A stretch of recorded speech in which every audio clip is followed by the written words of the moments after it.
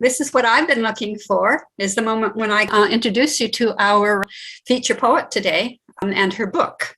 Carly Herriges is a recent graduate of Falmouth University with a degree in journalism and creative writing. She is a paraprofessional at an elementary school, but writing is her dream. As well as poetry, she writes fiction and fantasy. Good Advice from Bad Women is her first published book, and she is thrilled to share it with you. Now, Candace James of Silver Bowl Publishing will say a few words.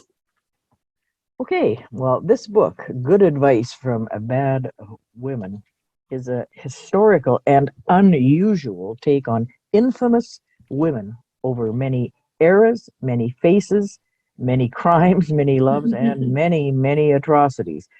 Now, Carly's innate poetic talent, married to her unique take on historical women, makes for an intriguing and sometimes shocking read.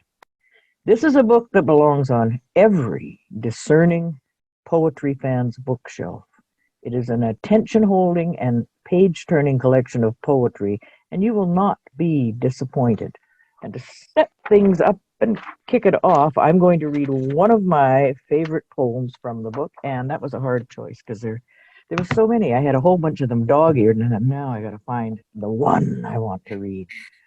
And this is a woman I had never heard of before.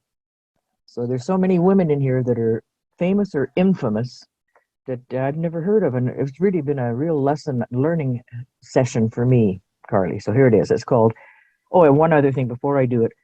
Each woman in each poem here teaches something. Carly has them teaching something. So Irene Sendler teaches how to swim.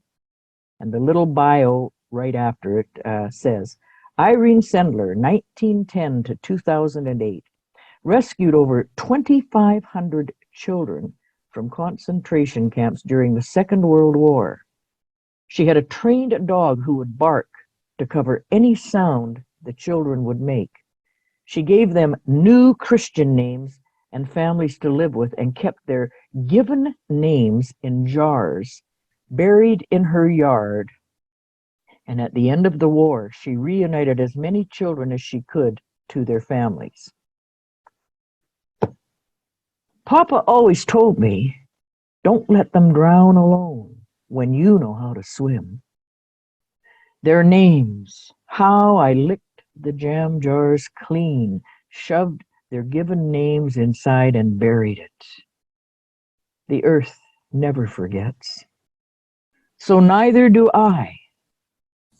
When I handed them the dust-covered glass, their lives before me, shoved inside, they looked at me and said, thank you. But truly, I should have been thanking them, those angels clothed in death. How badly I wanted to knit them all sweaters, yarn of love, light, kindness, all of the things the world forgot to show them. I couldn't let them become one of those things, those beautiful dead things we talk about, without truly knowing what they were.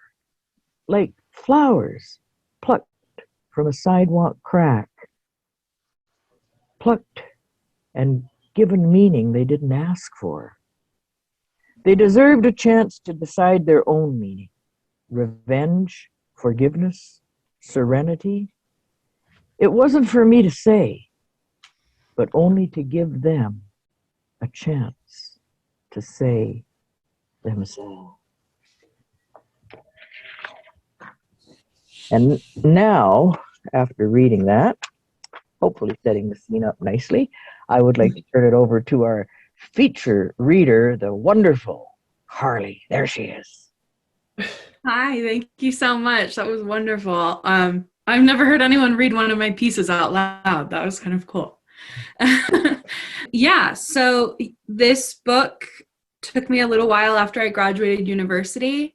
It actually really started while I was still in school. I saw a play about suffragettes and wrote a poem right after, and then sort of shoved it away in my journal. Didn't really think of it until I got a book from the library about women throughout history and started writing again. And I thought, maybe this is something.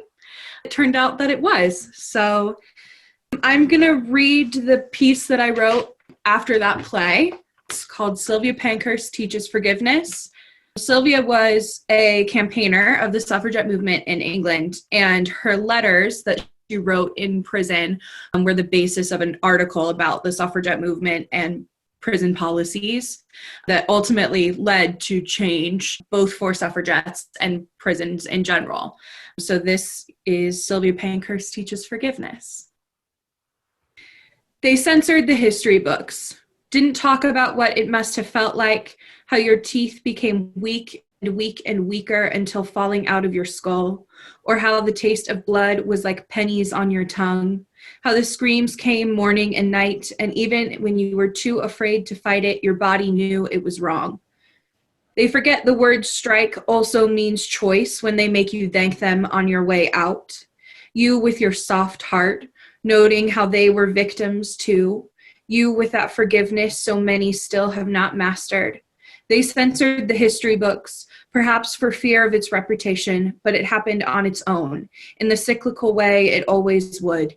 The only difference is animals grow to evolve and our teeth are much stronger today. But that doesn't mean we can forget, does not offer any sense of safety. They censored the history books, so we began shouting your names from rooftops, whispering them in corridors, passing them in notes to strangers watching by. Let them try to stamp this out. Let them try to censor us away now.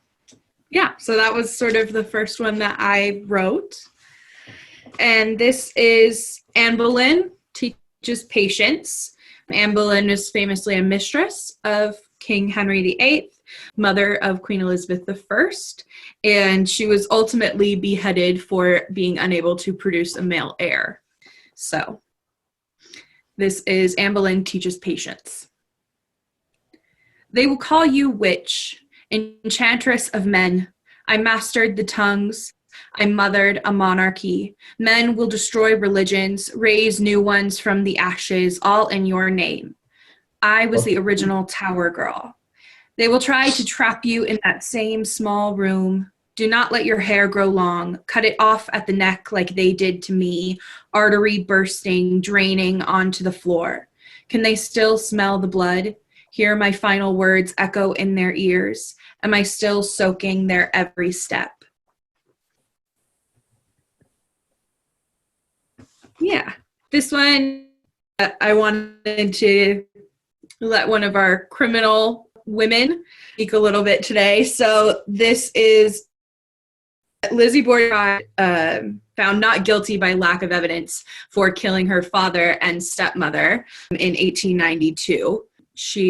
After she was found not guilty, she lived the rest of her life in that same town and was pretty quiet after that. But everyone through the true crime community has been fascinated by her story. This is Lizzie Borden Teaches How to Get What You Want. Say you are too much rebellion. Say you are traumatized, girl. Say you've been too much on your own. Sad child, mad child, must be crazy. Must have lost your damn mind. No woman can act like that. So abrasive. Must have not been loved enough. Just a funny woman. You are such a funny woman. Let them believe what they like. Whatever helps them pray over dinner, whatever helps them tuck their babies into bed, whatever helps them rest easy at night. When they question you, when they point their fingers and sneer in the street, don't be afraid to burn it all to the ground and dance on the grave of the ashes. Okay, this is a great one. Clementine Delay was a woman who lived in France in the late 1800s. She went one day to the circus that was in town where they had a bearded lady, and she was very offended by that, said that she could grow a better beard all on her own, and so she did. And the cafe pub that her and her husband ran together became a sort of tourist attraction. People would come in and ask for her autograph. She would put on shows and do little dances, and eventually they made like baseball cards of her that people traded around. yeah, she was very fun to read about. So Clementine Delay teaches certainty. She looks at me, strokes her gorgeous, hairy chin, and when she laughs, it infects the air with a joy I've never known. Aren't I beautiful? And aren't you? And aren't we all? You're so used to hiding. I can tell by the way you walk. I can hear it when you speak. I remember how it felt, heart like an anvil, hands full of razor blades, tongue like the desert. You are lightning. You, a tsunami child. Would you ever ask the sun to dim its shine, for the moon to stop pulling the ocean? Stop expecting your body to riot against its nature. Let yourself grow. Let them gawk and stare. Let them wish they could have what you've got. And when you die, do not let them speak for you. Girls like us write our own elegies. Yeah, she was very fun. Okay, I'll do another one. Amelia Earhart was famously the first woman to fly solo over the Pacific Ocean or Atlantic, I'm sorry. And famously, her plane went down and her body was never recovered. So no one really knows what happens to her. Amelia Earhart teaches fearlessness. Flight girl, always on the run from everything, or perhaps towards something else. They'll tell you no, say that you can't, say that you shouldn't, that your frail woman body cannot handle the height of your dreams. They're wrong. Take it from me. You're not only the bird, but the wind pushing it forward. Not only the wave, but the moon controlling the tides. You are not just the rain on the roof. You are the whole damn storm. Yeah, that was a fun one to write as well. Okay. Bonnie and Clyde has always been really fascinating to me as people. I think that they're a very interesting story. So when it came to writing this book, Bonnie herself was a writer, and I thought that she might enjoy if I gave a shot at telling her story. Bonnie Parker teaches true love. Ravishing redhead, rebel rouser, rifle-wielding robber girl. They fell in love with me. Papers worshipped me. Police dreamt of catching me. Men dreamt of having me, but for me, there was only ever him, my Clyde. He hated the other man's name tattooed on my hip, but we wear the scars we choose, and all of my scars, the bullets, the scrapes, every scrabbed knee and elbow echoed his name on my body. He'd steal the moon if I asked him to, and I would have given anything for us to stay just the way we were when it was just him and me watching rain on the window, or his smile when he drove a fast car, or his laugh when I told a joke. I knew it couldn't last, even wrote it down on paper. Didn't mind dying as long as it was next to him, and in the end it was. See, kid, the dying part was easy. The laying my head down on his chest, the bullet holes like the top of a salt shaker. The hard part was loving him. There was too much love and not enough of me to hold it. Sometimes I loved him like a bank robbery, fast and angry and yelling and violent. Sometimes I loved him like a V8 engine, mechanical and rhythmic, like it was what my body was built to do. But sometimes I loved him like a photograph, frozen and still and smiling. That was my favorite way to love, frozen and still and smiling.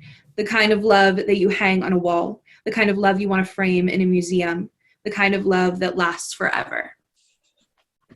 This is a pretty short one. I learned about this woman while doing research for this book. Moll Cutpurse was a London thief and a leader of a gang called the Black Dogs. She became really famous when King Charles I made it illegal to sell stolen goods. So she retired from her gang, but continued to pickpocket for the rest of her life. So Moll Cutpurse teaches confidence. If they can't remember your name, carve it into their feet. So whenever they think of you, they'll remember to watch their step. Look them in the eye while you rob them blind. Heinous woman, villainous, bad girl, show them what bad girls do. Watch them kneel before you. Watch them roll your cigarettes before you finish the one in your mouth. They'll pour whiskey down your throat by the gallon. When they call you danger, they really mean empress. When they sing God Save the Queen, they're singing your name. Yeah. Thank you so much. Wow. I have to say that your reading was brilliant and the poems are brilliant as well. So Thank you.